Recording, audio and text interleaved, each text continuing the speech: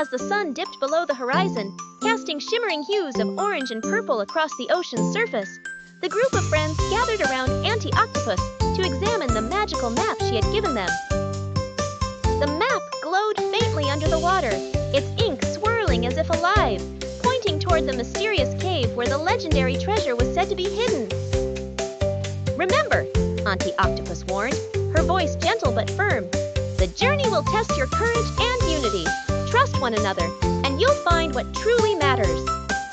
With that, she vanished into the coral, leaving the four friends to begin their quest. Chapter 1. The journey begins. The first leg of their adventure took them through the Crystal Kelp Forest, a dazzling maze of towering seaweed that sparkled like glass in the sunlight. But it wasn't just beautiful, it was treacherous. Strong currents threatened to pull them apart, and shadowy figures lurked among the kelp. "Stay close," called Bluefish, his scales flashing brightly to guide his friends. Lily, with her keen eyesight, spotted a narrow path through the thickest part of the forest. Tico used his sharp teeth to cut away tangled strands of kelp blocking their way, while Dory sang an encouraging song to keep everyone's spirits high. Together, they navigated the perilous forest, emerging on the other side more united than ever. Chapter 2. The Abyssal Challenge. Next, the map led them to the Abyssal Trench, a dark and foreboding chasm deeper than any of them had ever ventured before. As they descended, the light from above faded, replaced by an eerie silence. Strange creatures with glowing eyes darted past, and the pressure grew heavier with each passing moment. Tico shivered. "Do we really have to go down there?" he asked nervously. "We can do this," said Lily, placing a reassuring fin on his back. "We're stronger together." Bluefish nodded.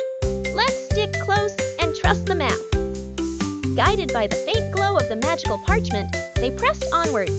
At the trench's deepest point, they encountered a massive sea serpent guarding the exit. It coiled menacingly, its golden scales gleaming in the dim light. "We don't want to fight you," Bluefish called out bravely. "We're searching for something important, a treasure that belongs to all of us." The serpent studied them for a long moment before finally uncoiling itself. "Prove your worth," it rumbled. "Show me your teamwork." With quick thinking, the friends devised a plan. Dory distracted the serpent with her mesmerizing melodies, while Bluefish and Tico worked together to create a diversion using rocks and shells. Meanwhile, Lily slipped past unnoticed and activated a hidden mechanism that opened a passage forward. Their combined efforts impressed the serpent, who allowed them to pass without further challenge. Chapter 3. The Cave of Reflections. At last, they reached the entrance to the mysterious cave. Its jagged mouth loomed ahead, framed by bioluminescent algae that pulsed softly, almost invitingly. Inside, the walls were lined with glittering crystals, reflecting their every movement in dazzling patterns. In the heart of the cave lay the legendary treasure, a chest overflowing with gold coins, sparkling jewels, and ancient artifacts. For a moment, the friends stood in awe, mesmerized by the sight. But then, Bluefish noticed something unusual. Among the riches was a small, unassuming mirror. When he looked into it, he didn't see his reflection. He saw memories of their journey. Lily guiding them through the kelp forest, Tico cutting through obstacles, Dory lifting their spirits, and all of them standing together against the sea serpent. "It's not about the gold or jewels," Bluefish realized aloud. "This mirror shows us what the real treasure is, our friendship, our courage, and how we've grown because of each other." His words resonated deeply with the others. They realized that the challenges they faced weren't meant to lead them to material wealth, but to strengthen the bonds between them. Epilogue, a new beginning.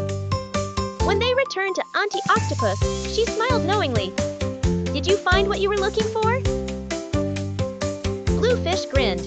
"We did, and now we know the greatest treasures aren't things. They're the moments and connections we share along the way." From that day on, the four friends became legends in their own right, not for finding riches, but for embodying the true spirit of adventure. Their story spread throughout the ocean, inspiring others to value friendship, bravery, and teamwork above all else.